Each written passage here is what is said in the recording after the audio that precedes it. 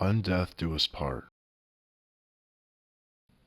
Zene had been surviving on his own in the city for what felt like a century, but had only been months. He was a former professional baseball player, an athlete whose career had been shattered by the outbreak.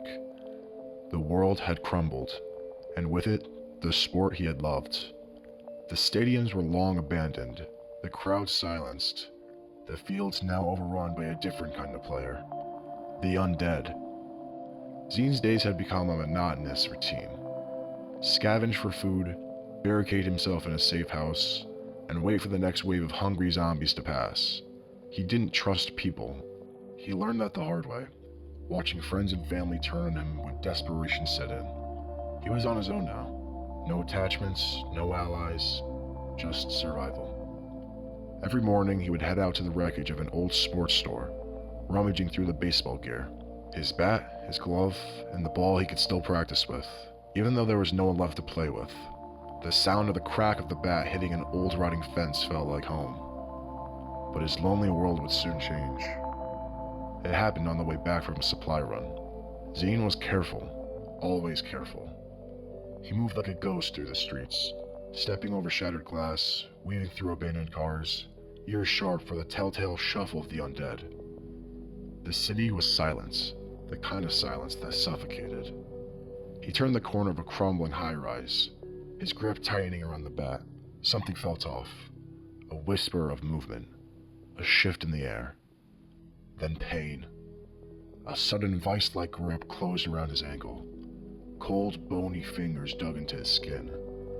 Before he could react, a weight yanked him off balance, sending him sprawling onto the pavement. His breath hitched as he looked down. The zombie had been waiting, wedged beneath a pile of rubble, its emaciated form twisted and broken but still moving, still hungry.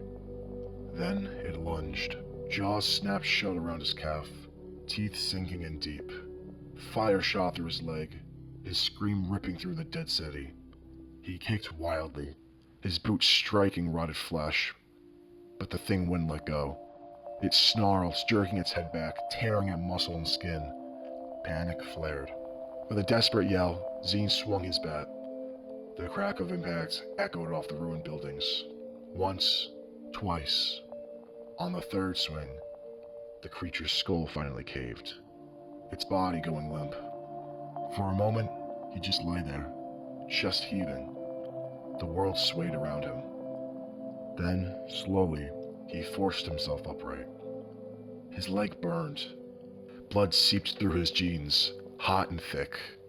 His stomach twisted as he pulled the fabric back. The bite was deep. Too deep. Zene swallowed hard, his breath coming fast and ragged. This was it, the beginning of the end. He knew what was coming next. The transformation. Zene took a moment to sit down, the bat resting across his knees. He wasn't ready for this. He had come to terms with death, sure, but not like this. Not like some pathetic, gnawing zombie. He glanced down at his leg. The wound was already starting to blacken, and he could feel the heat spreading through his body. He was running out of time. That's when he made a decision. If he was going to die, if he was going to turn, he wasn't going to do it alone. Hell no, he muttered to himself. Not again. I'm not going out like this. I won't spend my death alone too. I'll find someone. A zombie girlfriend. Zene wandered the streets for hours, the looming transformation always hovering in the back of his mind. What started as a bite now left a mark of rotting disease that nearly stretched across his whole shin. His sense of humor, the only thing that had kept him sane through the apocalypse, was now a coping mechanism. Every time he saw a decaying corpse, he'd crack a joke. "Hey girl, you been working out? Looks like you lost weight," he would mutter to an especially rotted zombie. "Looking lean, or should I say, mean." But deep down, he wasn't joking. He wanted someone to share his last moments with. Someone who could understand the loneliness, the isolation. But how the hell do you even talk to a zombie? The whole idea was absurd. Yet here he was, willing to give it a shot. His first encounter was with Tina, She was hiding in a supermarket, clutching a can of beans like it was her lifeline. Zene had heard her rustling behind the shelves and thought she was another survivor. He approached cautiously, but before he could get a word in, she whirled around, a baseball bat raised in defense. "Don't move, I'll crack you," she shouted, her eyes wild. Wait, I'm not a zombie," Zene said quickly, his hands up in surrender. "I'm just a guy trying to survive." Tina blinked, lowering the bat slightly. "I'm just trying to make it out here, same as you," Zene said with a shrug. "It's rough, isn't it?" She eyed him suspiciously, but then seemed to relax. "Yeah, you got that look about you. The whole, I've seen some shit vibe." Zene chuckled lightly. "I guess we all have that vibe now, huh?" Tina nodded. "You'd be surprised how long you could survive just by being stubborn. You got a name?" "Zene," he replied, not mentioning that his real name had started to feel like a distant memory. "And you?" "Tina," she said. "And don't even think about trying to rob me. I've got a mean swing with this bat. I'd love to see her form, but don't worry. I'm not here to steal from anyone. Just looking for company. It's lonely out here." Zene didn't tell her about the bite. He couldn't. Not yet. He didn't know how to explain it, how to tell her that his time was running out. Instead, he let her believe that he was just another survivor. They spent the next few days together. Tina was quick-witted, sarcastic, and just as jaded as him. They hunted for supplies, avoided hordes of zombies, and shared stories of the world before it fell apart. Zene was a little ashamed to admit that for the first time in months he didn't feel entirely alone. The world wasn't so empty when she was around. But as time passed, Zene's condition worsened. His leg became more infected and his strength faded. The pain in his body was constant, but the real torment was in his heart. He wanted to tell her.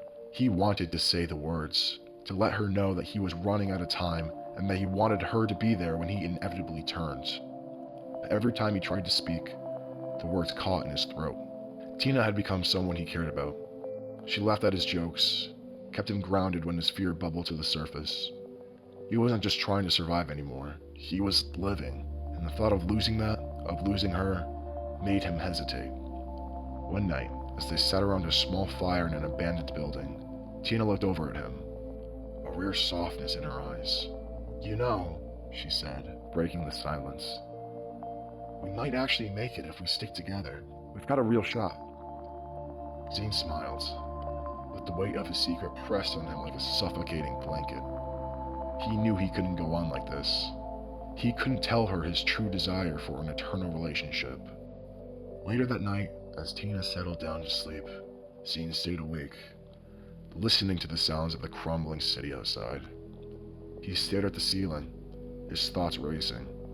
He couldn't burden her with the truth, not like this. After all, it would be better to ask for forgiveness than permission. So as night came, Zene had to make a choice. He knew the infection in his bloodstream was strong enough to be spread. He crept in closer, until he could see the skin from under her chin. One bite, to solidify undead matrimony. He opened his mouth wide and leaned in. She sleepily turned in his direction, as if trying to get closer to him. He grabbed his backpack, silently stood up, and left the room. The door creaked as he eased it open. His sick heart pounded in his chest, but he didn't look back. He was leaving to keep her safe. Zene had been traveling for miles. His leg a throbbing mess of infection, his mind starting to shift into something else. The night stretched endlessly, the city groaning around him like a beast breathing in its sleep. He was alone again. Always alone. Until he wasn't. "Hey! Whoa, easy, man!" Zene snapped his bat up, ready to swing, but stopped short. A man and a woman stood a few feet away, hands raised in surrender. They were younger than him, mid-20s maybe, dressed in mismatched gear. Scavengers, like him. "We don't want trouble," the guy said quickly, stepping in front of the girl. "We saw you walking alone, figured you could use some company." Zene hesitated. his grip tightening around the bat. Trusting people wasn't in his nature anymore. But then again, what did he have to lose? The infection was crawling through his veins, faster by the hour. Plus, the girl was pretty cute. He exhaled sharply, lowering his weapon. The guy, Drew, gladly let his guard down. The girl, Lena, watched Zene with sharp, calculating eyes. She was stunning in a way that didn't belong in the apocalypse. Dark hair pulled into a loose ponytail, high cheekbones, and a vibe that screamed undead girlfriend. Zene felt something he hadn't in a long time. And just like that, his mind shifted gears. He needed this to work. The next couple of days blurred together. They moved as a group, scavenging and avoiding hordes. Drew was too friendly and too trusting, always cracking jokes, always playing the hero. He was a liability. Lena, though. Lena was something else. She was smart, ruthless when she had to be. Zene watched the way she moved, the way she handled herself, and something in him whispered, she'd be better off without him. The thought burrowed deep, festered. Then opportunity knocked. They were scavenging an old pharmacy on the outskirts of town when Drew called out, "There's a basement! Might be supplies!" Zene and Lena exchanged a look. Bad idea. "Careful down there," Lena warned. But Drew was already gone, his flashlight cutting through the darkness. Zene followed, slow, calculating. The basement smelled like death, the air thick with decay. Shelves were overturned, pill bottles scattered, and then Drew's voice rang out, sharp with panic. "Shit! Zene, help!" Zene turned the corner just in time to see Drew at the bottom of a pit. A sinkhole that had caved into an old sewer. A single zombie clawed its way toward him, half its face missing, teeth gnashing. Zene stopped at the edge, watched. Drew was struggling, backpedaling, kicking at the thing as it crawled closer. "Zene, do something!" Zene's fingers tightened around his bat. One little moment of hesitation, and Lena would be his. "Drew?" He heard Lena's concerned voice outside the pharmacy. But something twisted in his gut. Maybe it was the infection making him soft. Maybe it was the last shred of humanity clinging to his bones. With a growl, he dropped down. The zombie lunged, Zene intercepted, bat crashing into its skull. It staggered but didn't stop. He swung again. Crack! The head split like an overripe melon. The thing collapsed. Drew panted, wide-eyed. You saved me." Zene swallowed the bitter taste in his mouth. Yeah. He pulled Drew to his feet, their eyes meeting, and in that moment Zene knew he couldn't do it. Couldn't kill him, but he couldn't stay either. Back upstairs, Lena rushed to them. "What happened?" Drew clapped Zene on the shoulder. "Zene saved my ass." Lena smiled at Zene, something unreadable flickering in her gaze. "Guess we owe you one." Zene stares at her coldly. "No, you don't." That night, as they settled in an abandoned office, Zene didn't sleep. He watched the two of them from a distance, the warmth between them. And before dawn, before the infection could take him any further, Zene did the only thing that made sense. He left. Zene had stopped hoping. The infection had taken root, spreading through his veins like a poison. His body was sluggish, his heartbeat faint. He wasn't human anymore. Not really. Just a walking shell waiting for the inevitable. So he wandered. The city was silent tonight. Except for occasional distant groans of the undead, the world had moved on without him, and for once he was ready to let it.